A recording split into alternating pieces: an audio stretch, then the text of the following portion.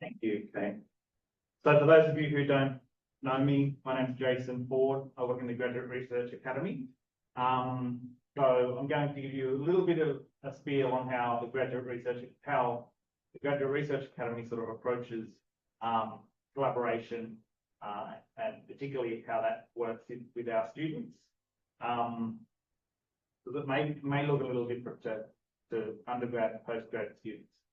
So yeah, a bit of an overview of the type of industry engagement that happens in the graduate research school, because the graduate research school obviously is PhDs and Masters of Research, but my area is trying to get them involved with industry and get them to have skills and increase their skills in employability prospects. A quick, yeah, to do with today's effective collaboration partnerships among the university and talking about industry students and the university altogether, and then the case study that we'll talk about. Just to start with, so the Graduate Research Academy, this is our strategic objectives in the Graduate Research Academy, and specifically my area or my strategic objective refers to this box down here: grow engagement opportunities for our candidates through building capacity for industry PhDs, internships, and mentor programs. So that's basically where my role within the Graduate Research Academy fits, and my focus on industry PhDs, internships, and mentor programs, but overall fitting into the purpose and the vision of the Graduate Research Academy. So first of all, I'm going to talk about industry-linked degree programs and what they might look like. I won't spend a lot of time on this. Oh, sorry, that one. It's basically industry can support PhD students or Masters of Research students with funding, additional funding for their degrees. Most students would get a Macquarie University scholarship to undertake their research degree at Macquarie. Industry can top up that scholarship, or they can substitute that scholarship. There can also be, doesn't have to be funding, it could be access to property or labs or equipment that industry has that the university doesn't, access to data resources or some databases, or in-kind support, any of that that industry has that they're wanting to bring or that our researchers can utilise would all be classified as like an industry-linked degree. There are national programs that run industry-linked degrees, such as the National Industry PhD program or the CSIRO Industry PhD program, and I facilitate those applications. And there's industry researchers. The industry researcher stream is specifically when staff in particular organisations want to come and do a PhD with Macquarie University. They remain a staff member at that organisation. They do their PhD possibly part-time. That's called an industry researcher degree, or industry linked are like the ones that I've mentioned where there's funding or in-kind support. But the focus today will be around internships and how internships work in the Graduate Research Academy, and then following up with a bit of a case study. So internships at the Graduate Research Academy may look a little different to how they might do in PACE or the undergrad or postgraduate environment. They aren't compulsory. They are not a compulsory part of the program. They're certainly an optional part of the graduate research school or the graduate research experience that students can do. We do have some controls or some restrictions around the timing that they should take it. For example, they shouldn't try to submit their thesis and writing up their thesis and then undertaking an internship at that point, but certainly after they submit their thesis is a good opportunity for an internship or some placement in a workplace. So we do have some controls around that, but we don't really operate by semesters, and we don't really have course units and things like that. So it's quite different to undergrad or postgrad coursework program. So we've got our opportunities. We certainly like to encourage international and domestic students to take internships. That is not from my experience, it's not right across the country that international students are strongly encouraged. So there's some defence and security internships where they're certainly restricted to domestics. But Macquarie certainly has the attitude that both domestics and internationals can participate in internships, and we do that quite openly, and we will encourage internationals to undertake them. Other universities, as I said, are a bit more reluctant to do that for international students because it affects their visas or their study. Internship placements can be full-time or part-time. We strongly encourage full-time placements because that allows them to take a leave of absence from their program, but we certainly can undertake part-time arrangements as well.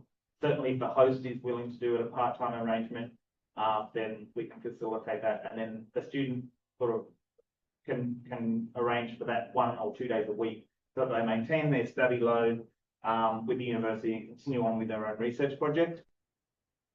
They can be paid or unpaid. Our option or our preference is that we have paid internships so that the student can get a reward. They're obviously very talented individuals. They have high levels of skill in particular areas and particular research skills. So we feel that if they're going out to a workplace for full-time capacity, they should be rewarded justly for that. So that either is that the employee will pay for them directly through an employment contract, or that the money could flow via Macquarie. We can still facilitate payment to them through our normal scholarship processes.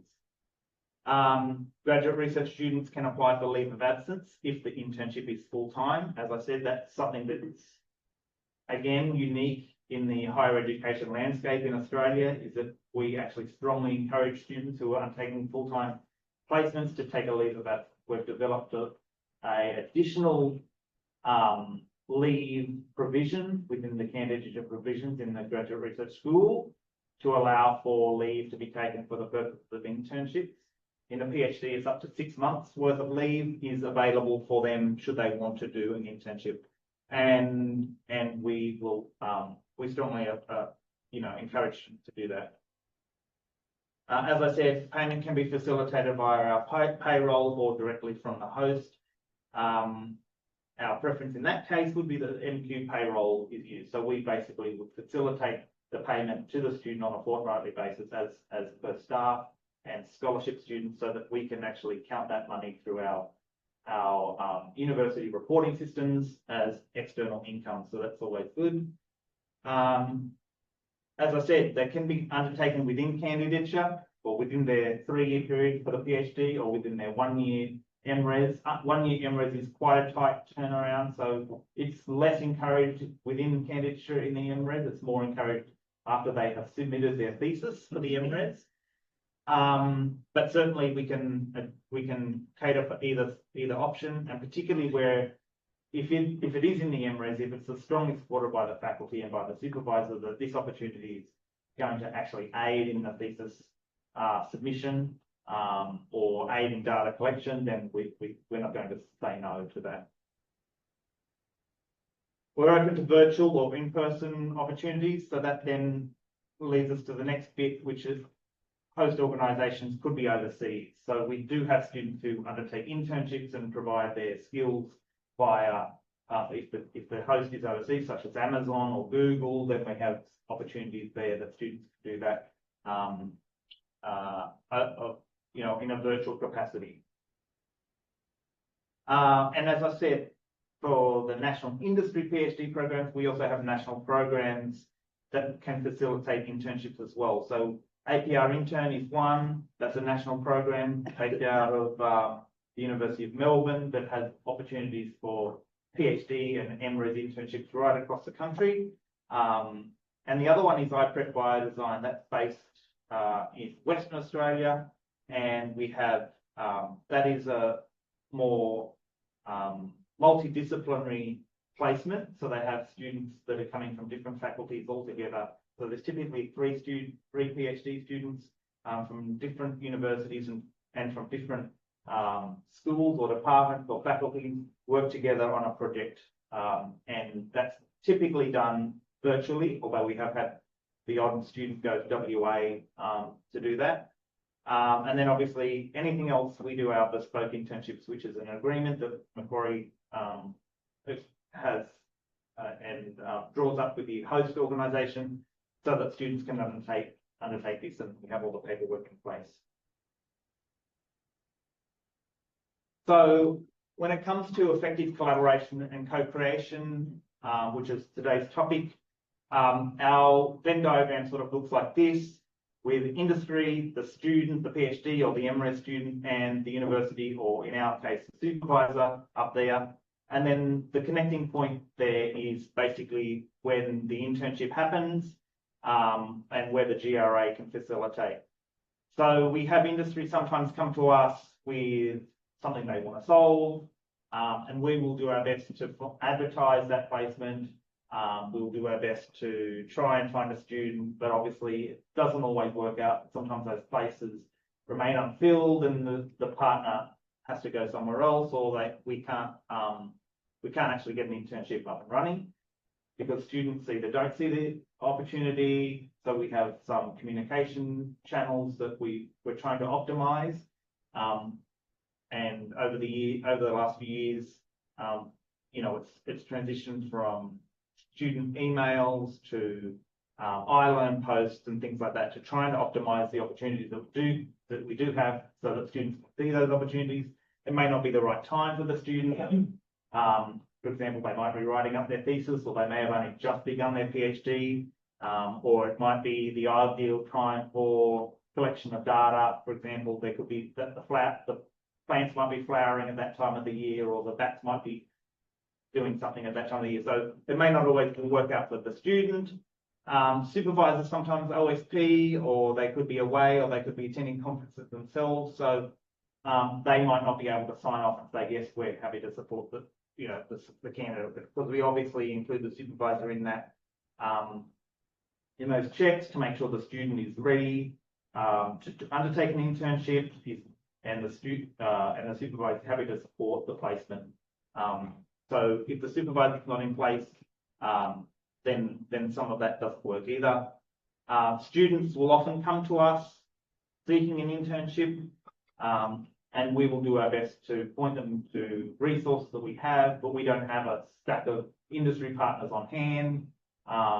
So we will reach out to our business, our downstairs in our office, to the research partnership managers, to the business development team, to try and find, you know, companies and organisations that may be able to host internships. So if a student comes to us without the other two, or sometimes they'll come to us with a supervisor, we don't have the industry, then it's not going to work. So the best model, the way that it works most successfully that we've found thus far, is that if the university supervisor already has a connection with industry, if they already have partnerships, either through linkage grants or through ARC projects or some other connection where they've written papers or they have some pre-existing collaboration, that supervisor already has a connection to industry here. It makes the opportunity much smoother and much easier, because then we can get a student to come into that existing relationship and just do a 6-month or 3-month internship, or however long the industry partner may want or be able to fund. So the most successful situation is, yes, exactly, is that when the supervisor brings the industry host as well as the student together, and then we facilitate the agreement, and the internship is then undertaken by the party, by the student, and the industry host gets the benefit of that student knowledge in place. Okay. Then I will now ask my guests to come up to the front. We're about 15 minutes in, and I know that you guys have other places to go. So I'll just call up Associate Professor Madeline Taylor and Nishila McDonald. Nishila was fortunate to be able to have an internship with Spark Renewables, which is a company based in Manly. And basically what we'll do now is just have a discussion around effective collaboration partnerships, focusing on the how, the why, challenges and benefits, from a successful graduate research industry internship. I will start off with a few questions of my own, but I'm happy to also open it up to everyone here or anyone on Zoom who wants to ask questions as well to our guests. The Zoom people should be able to hear from this microphone. Does anybody in the room need a microphone? I'm loud enough. It's pretty intimate. Yeah. Yeah. It'll be okay. Okay, so to kick us off, the first question is to Madeline. How do you approach a new collaborator in the case of industry connections for graduate research students? Yeah, good question, Jason. And really, when it comes to each industry partner, there is no one-size-fits-all way to approach. But I feel as our role as academics, when it comes to collaboration with industry, what's the purpose of that? It's research acceleration. That's the purpose of it. So when you're meeting with industry, your role, I think in particular, is to not only advocate for your students and what they're doing, but be a bit of a problem seeker. So you're looking for issues they're having. You're really listening to that. And rather than going forth and sort of proposing the solution right away, you spend a lot of time just getting to know them, listening to where the fractures might be on the ground. And that then gives rise to different interceptions for yourself, but hopefully more importantly, your students. So for in the instance of Spark, for example, that was really a problem hunting mission by me of what's really going on in the rollout of large scale solar. Where is the issues, particularly from the regulatory perspective and from a social perspective? And I was very interested in that. And when I got invited to go to a large scale industry conference, a clean energy conference, I actually asked for that ticket to be donated to my HDR student at the time, who was interested, which is Michelle, of course, in this space, and then naturally to be paired with Spark.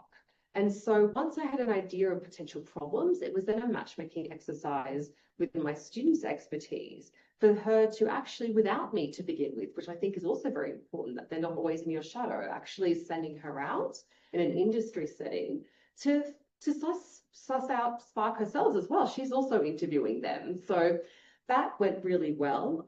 So I feel in terms of how you approach collaborators, it's really important to be problem searching all the time, rather than jumping to, here's my research, I'm going to sell it to you in 3 minutes or less as an elevator pitch. It's much more about, how can I help? Let me listen. And really taking that more passive role, I think that's actually really critical to building trust. And I see too many researchers getting it wrong, where they automatically go into this pitch mode, bit of PR mode with industry, without actually working themselves on how to communicate with industry, which is a completely different skill. And it's one that we need to teach our graduate researchers. Nashala, from a very early stage, knew how to liaise with industry, and she continues to do so. So taking that more listening approach, with a view to research acceleration for you and your team, is really what industry collaboration is all about. Because at the end of the day, there's only one of you as a researcher, and you can't do it all. You probably get lots of approaches from industry, which is exciting and interesting, but your research program needs to be front and center at all times. And whenever you see an interesting area, think of your graduate researchers or your students first, because in that way, you're sort of building your team up and being able to attack those problems and help solve those problems indirectly through mentorship. Terrific. Thank you. Sounds like excellent advice to new academic, to every academic. So, Nashala, what was in it for you in terms of undertaking an internship? What do you think you were hoping to get out of the experience? Like, why do it? It was going to set you back in terms of time out of your PhD. So what was the motivating factors? So just as a prefacer to everyone, I had a bit of a more unique experience with internships. So like Jason shared before, where typically you have to do your confirmation or candidature before you can even access the opportunity to do an internship. We connected with Spark quite early and just due to my circumstances, I completed a Master's of Research last year. And that sort of allowed me to the option, very grateful of Jason and the other GRA team, where I was able to do my internship actually before my PhD really officially started. So I had that front-facing engagement with industry, which really was very influential to how I was like, okay, I can now identify what are the problems that are really crucial to those partners.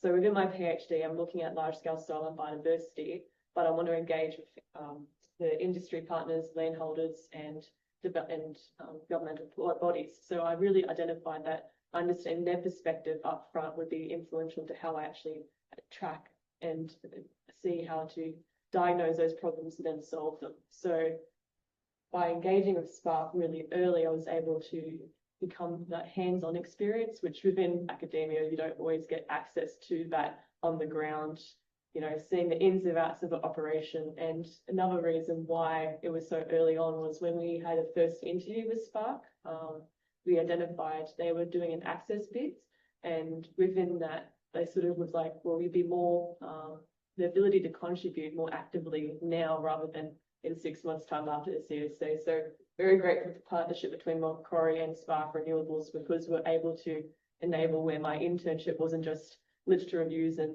you know, on the paper, just using my academic brain still, I was able to actually contribute to the access bid within my role, because I did it full time. And so from that, to answer your question, basically, even though it's, you know, considering delay, I didn't see it that way at all. I saw it as more a building exercise to how do I engage with industry, how do I identify the problems they're being affected by, and then how do I integrate that within my PhD. So. I guess a question for both of you, did you, maybe not, but were there any challenges that you faced in the internship process or as part of it? Just because of the busy nature of an access bid where it's all hands on deck, literally, you know, we've got sometimes weeks where you're just really more independent, but I then answer that by taking initiative, communicating directly and asking how I can assist. So I took really into my own hands, how can I contribute? And within that, I looked at my expertise being biodiversity.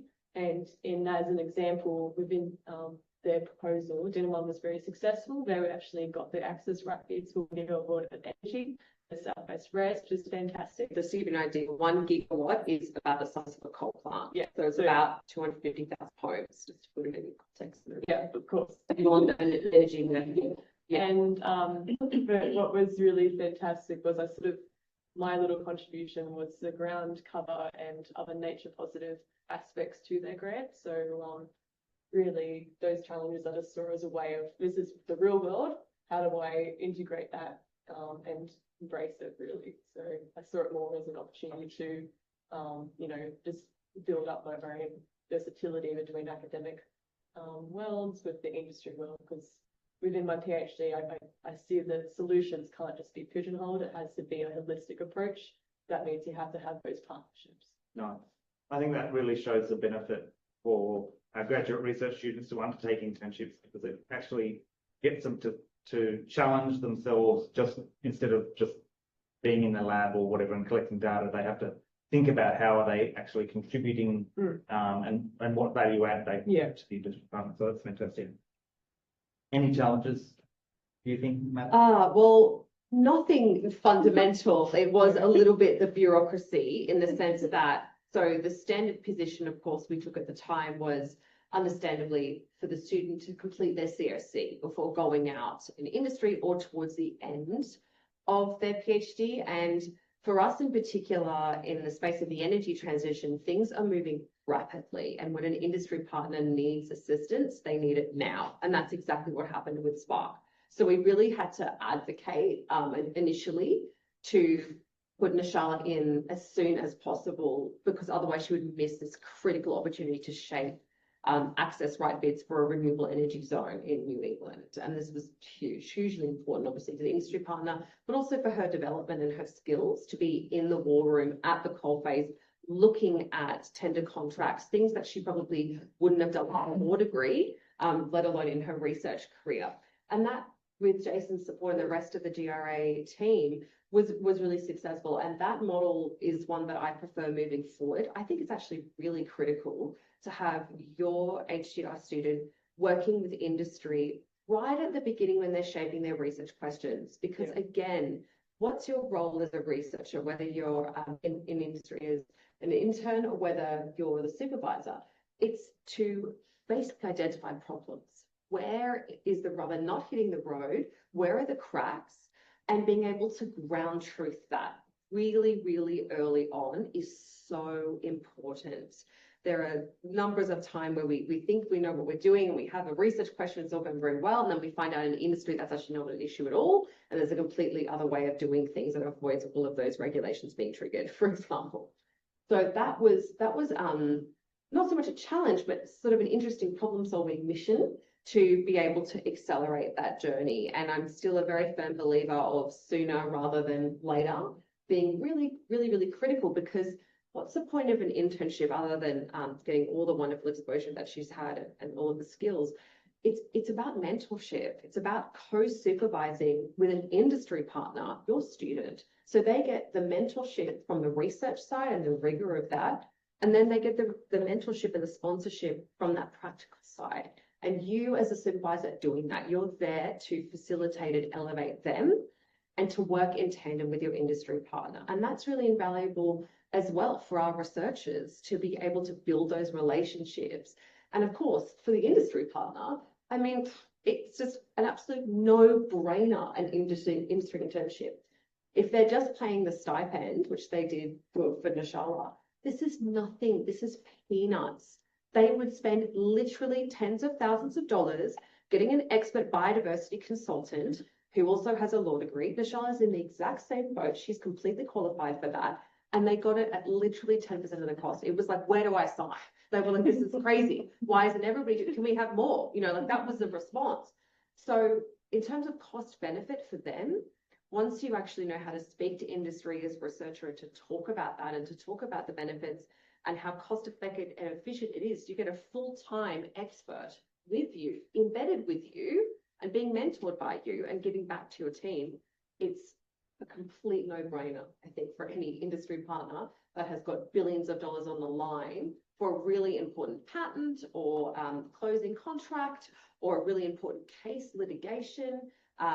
All of those aspects, it's just completely very economical, let's say, for the output that they receive from that expertise. Yeah.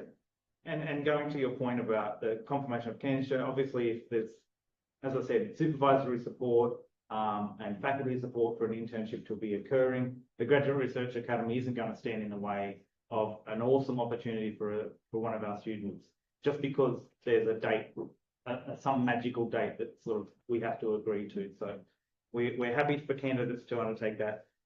I'm acutely aware of the time. I wanted to just quickly check if there's any questions online or in the room. Yeah. So, Blake, just got a question, two questions. One is there any, you get the lucky lawyers, is there any liability if, you give advice that's wrong and Spark do something that they weren't supposed to do? They're like, well, Macquarie Uni checked it. Second follow-up question is, the value of a free consultant is really in the student, but also in the supervisor. And does that mean that you basically have to do all this work for free? Because you have to check everything that your student's doing, and am I doing it right? You know what I mean? And is this workload just getting out of control? Now you basically do two jobs. With the second question, how we, I don't know if it's all arrangements, but particularly our one, I was sort of independent agent. So when I was in that internship, I was directly liaising with Spark Renewables, in particular Claire Nielsen, Julian Casby, and Laurie Wallace. So that was my leadership team that I did. And in that, I looked more from a developmental environmental perspective. So that was sort of answering that first question about liability. I wasn't like revising their contracts and giving them legal advice as such on the day-to-day operations on their business. For this particular internship, I looked at their Access Right bid, and it's called the Dinawan Energy Hub. And with that hub, I was sort of supporting them from that ecological biodiversity point of view. So we avoided any liability problems just with what my tasks parameters were. And then with the supervisory, I think we just probably caught up a few times, but with Claire and Madeline, they're both we work with them anyway. And best news is that basically a month after my internship, I'm now actually part of the legal graduate team with Spark Renewables. So now I can help them with different questions about liability and business structures. But at the moment, at the internship, it was just more environmental developmental team basis. Oh, cool. Yeah, congratulations. Thank Great. you. Yes, great. On the insurance point, of course, we've got a standard contract for that within the GRA around workplace health and safety, and that is covered by Spark for the time she was there in situ. As Jason already mentioned, a lot of our internships, though, to be honest, are virtual, which eliminates any of that. But we have very strict workplace health and safety insurance for all of our researchers, from a professor all the way through to the student. So that's not a problem. In terms of workload, I mean, that's the idea of an internship, is that they are a dedicated resource then being supervised by that team, right? So she is within their purview, but for research related questions, of course, she would come to me, but it's not like we're doubling up, because that would be superfluous and also redundant for me to be involved in that when she's supposed to be there as a resource, essentially, for the industry partner. I hope that answers the question. Yeah, thanks, great. Just got one quick question. Thank you. The project sounds cutting edge. It sounds innovative.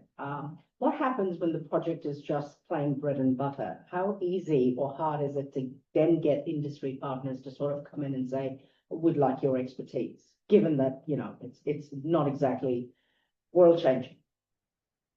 So that's why we rely heavily on the academics with their industry connections. Okay. And it's about an R&D opportunity. It's about a research and development opportunity. It's not really just filing or photocopying or stuff like that. Yes. That's not the sort of internships we're after in the Graduate Research Academy. It's really the R&D. It's about research and development of that the host is looking for and that our candidate can perform. So their skill base, our candidate skill base meets that need. They need something done, whether it starts off as a literature review, but then expands into a report or something like that. So it's not really the bread and butter sort of situation. Most opportunities will be something that's quite challenging for our candidate. Well, they should be quite challenging for the candidate, but it's also something that the host is going to get something because they don't have that internal skill set within their organization. When I say bread and butter, I'm talking about, for example, and Keith will agree with me, I'm talking about something like capital markets research. Been there, dusted, you know, everybody's doing it. What I'm trying to say is in that kind of research, how easy is it to sort of get investment banks to come in and say, well, we'd like your expertise? They've probably got people on their payroll that are probably far more experienced in those areas. And this is what's the definition of bread and butter? Because I mean, for you in your research space, it's well researched, blah, blah. Yeah. But for the industry point, probably not. I mean, what your definition of, because you're so at the coalface of research, if you know what I mean, you would be very surprised how little industry know about your topics of expertise. And so when you're talking at that high level, and this is often a gap I see between research communication, because we're so at this high level all the time, to really distilling it to the fundamentals, that's actually a craft. And then within that, there is no doubt that the industry proponent, more often than not, will say, okay, so yeah, you say it's well researched, but that's really interesting. But what do you think about, okay, let's compare it to market structures where we have independent service providers, or let's compare it with the international standard for carbon bonds, or whatever it is. So there'll be a natural point of, okay, what about a new inquiry though around this? So I think it's all about the framing. And I think there's no such thing as a bread and butter task in research. I really don't, because even things that we've been researching in philosophy for eons, there are new questions and that are important. And even something, and because we come from the HAS disciplines, where you maybe not naturally think that there'd be industry opportunities, there's so many. And it's so important we recognize that this is multidisciplinary. It's not just for STEM, as it has traditionally been looked at. HAS solves the world's great challenges in a lot of ways as well, and so does business. And so the coming together of all of those disciplines within an industry setting is absolutely critical. So while there might be in-house capability at these companies, they're busy doing admin related things, or they're very track minded in terms of a practical side, whereas you're bringing in that rigor of the theory, you're bringing in the rigor of what's going on overseas, what are different people writing about, and more often than not, you're actually at the front end of the latest developments. You know, what are the emerging things? And that's our role as researchers, isn't it? It's horizon scanning. That's what we're doing. We're not reinventing the wheel all the time, like some corporates might, because it's easier. It's always been done that way. We're there to shake things up. We're horizon scanning, and we're seeing where there are flaws in the system and where things could be done better based on our expertise. And then when it comes to our research students, they bring another lens, you know, another innovative lens, because, you know, typically that they also don't have Less jaded. set ways. Yeah, exactly. So they're really open, and that's so exciting. And that's what it's all about, isn't it? Research mentorship. It's producing that innovation stream for others in our team. Thank you. Thank you. Thank you. Okay, great topics. I know you both have to leave, but thank you for that really insightful discussion. I think what it keeps on coming back to in terms of collaboration and co-creation is all about relationship. It's about listening. It's about taking time. So it was really insightful. Can you join me in thanking